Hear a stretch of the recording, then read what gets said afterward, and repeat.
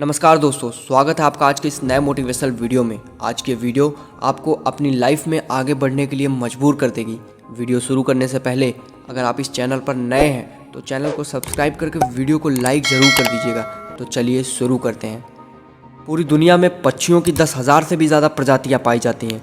सभी के पास वही 2 पंजे, 2 पंख और एक गर्दन होती है, लेकिन इन्हीं में से एक ऐसा पक्षी भी है जिसकी एक अलग पहचान है, जो आसमान का सीना चीर के हजारों मीटर ऊपर 120 किलोमीटर प्रति घंटे की रफ्तार से उड़ता है, जो खुद के वजन से कई गुना अधिक वजन के शिकार को भी अपने पंजों में दबोचकर उड़ जाता है और इसीलिए उसे पक्षियों का राजा कहा जाता है, जिसे हम बाज के नाम से जानते हैं। और एक बाज इतना ऊंचा मुकाम हासिल करता है सिर्फ अपनी ट्रेनिंग और अपने पुनर्जन्म की वजह से। बाज की तरह ही आप भी अगर इस दुनिया में एक मुकाम हासिल करना चाहते हैं तो एक बाज को बाज बनने तक का पूरा सफ़र आपको ज़रूर जानना चाहिए, क्योंकि आजकल 25 से 30 की उम्र तक आने के बाद लोगों को रिस्क लेने से डर लगने लगता है, लेकिन एक बाज के जीवन की शुरुआत ही रिस्क से होती है। जिस उम्र में बाकी पक्षियों के बच्चे सिर्फ ची ची करना सीखते हैं, उस उम्र में एक मादा बाज अपने बच्चे को पंजों में दबाकर हजारों मीटर ऊपर आसमान की ऊंचाइयों में उड़ जाती है, उसे सिर्फ ये बताने के लिए कि तेरा जन्म आसमान का सीना चीर के सबसे ऊपर उड़ने के लिए हुआ है। तेरा जन्म पंछियों का बादशाह बनने के लिए हुआ है, इसलिए ज़मीन से हजारों मीटर ऊपर ले जाकर उसकी माँ अपने बच्चे को पंजों से छोड़ देती है और यहीं से शुरू होती है उसकी हाई रिस्क ट्रेनिंग।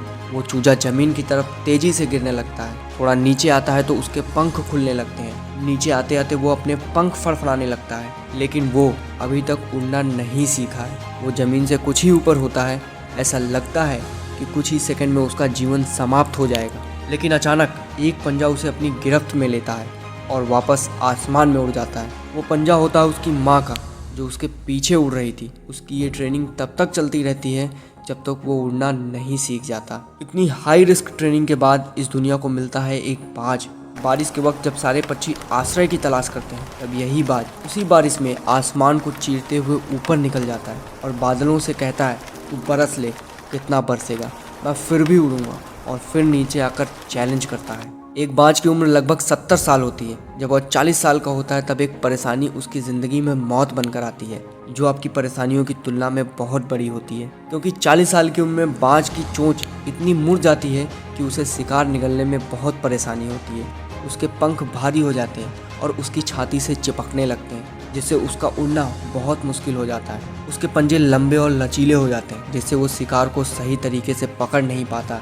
अब उस बाज के पास सिर्फ 3 रास्ते होते हैं। पहला, या तो वो अपने शरीर को त्याग दे, दूसरा, या तो वो गिद्ध की तरह छोड़े हुए भोजन पर निर्भर हो जाए, या फिर तीसरा, सबसे कठिन और सबसे पीड़ादायक रास्ता, अपने आप को पुनः स्थापित कर फिर से आसमान का सीना चीर कर उड़ने का।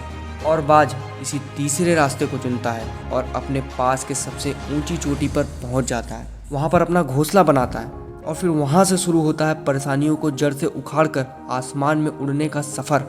वो अपनी चोंच को एक चट्टान पर मार मार कर तोड़ देता है। वो लहूलुहान हो जाता है और इंतज़ार करता है नई चोंच आने का। उसके बाद अपनी नई चोंच से अपने पंजों को काट देता है और फिर इंतज़ार करता है नए पंजों के उगाने का। उसके बाद वो अपने एक एक पंख को अपने शरीर से अलग करता है और फिर इंतज़ार करता है नए पंखों के उगने का। और इस प्रक्रिया में उसे समय लगता है पूरे 5 महीने का।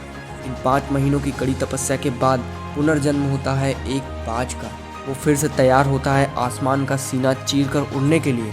अब बिल्कुल इसी तरह जो 3 रास्ते बाज के पास थे, वही 3 रास्ते आपके पास होते हैं, लेकिन कुछ लोग पहले रास्ते को चुनते हैं और परेशानियों के तले दबकर सुसाइड कर लेते हैं। ज़्यादातर लोग दूसरे रास्ते को चुनते हैं और परेशानियों का बोझ पड़ते ही अपने लक्ष्य को छोड़कर एक नॉर्मल लाइफ जीने लगते हैं। और कुछ वो लोग भी होते हैं जो अपनी परेशानियों को लात मारकर अपनी मेहनत के दम पर बाज की तरह आसमान की बुलंदियों को छूते हैं। अब यहाँ आपको तय करना है कि आप तीनों में से कौन से इंसान बनना चाहते हो। पहले वो जो अपनी चुनौतियों और परेशानियों के तले दबकर अपना दम तोड़ देते हैं, या दूसरे वो जिनकी लाइफ में थोड़ी सी परेशानी आते ही वो लोग हार कर अपने लक्ष्यों को भूल जाते हैं और एक नॉर्मल लाइफ जीने लगते हैं, या फिर तीसरे वो लोग जो अपनी परेशानियों को लात मारकर अपनी मेहनत के दम पर आसमान की बुलंदियों को छूते हैं। दोस्तों, बाज की यह ट्रेनिंग हमें बहुत बड़ी सीख देती है कि अगर रिस्क लेना पड़े तो लो, अपने आप को अपने फील्ड में इतना ट्रेंड कर लो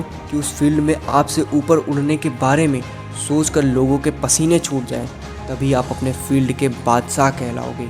याद रखना, जितना बड़ा सपना होगा उतनी ही बड़ी तकलीफ़ें होंगी, और जितनी बड़ी तकलीफ़ें होंगी उतनी ही बड़ी कामयाबी होगी। इतिहास लिखने के लिए कलम की नहीं, हौसलों की ज़रूरत होती है। और सक्सेस की एक ख़ास बात होती है कि ये मेहनत करने वालों पर फिदा हो जाती है।